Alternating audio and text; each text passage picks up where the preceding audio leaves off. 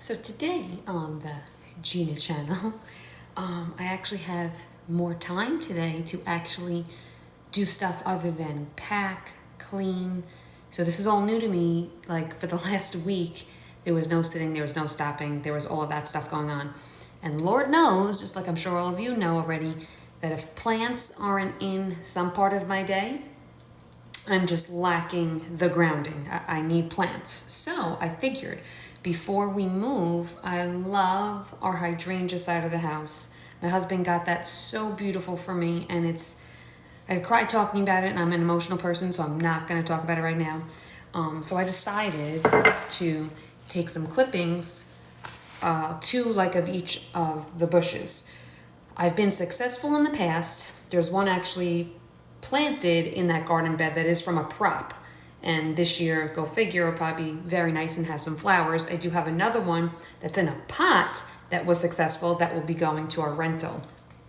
A few others along the way I've tried to propagate in water, also play sand, or also just in soil in a pot, and sometimes it's really just hit or miss. Sometimes they take, sometimes they don't, but key number one is try to trim them without the flower or the bud, because that takes a lot of the energy. If not, trim that off. So luckily I did have a bunch that did not have any blooms yet, but since it is a fresh raw cut, I do have to wait before I put it in anything, soil, water, because now this part is susceptible to disease, bacteria. But as long as you trim them about 3 deep, so 3 leaves deep, I should say. So 1, 2, 3.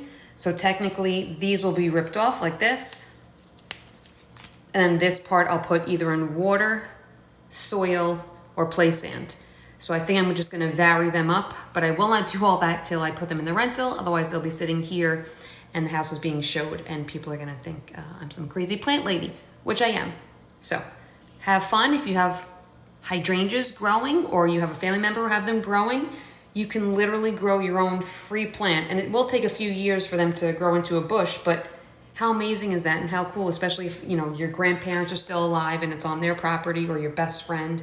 But go ahead, go get to chopping. Remember, 3 deep, 3 leaves deep. Cut off the bottom. If you could get 3 leaves deep, take off those bottom leaves. Also, before I forget, even leaves take energy. So actually, this sounds crazy, I hate cutting plants, but if you also cut the big leaves before they go in water to like littler pieces, it will take less energy and more energy to produce the roots. So do that too. Get to trimming, just trim the leaves up a little bit. And then when they grow the roots, don't worry.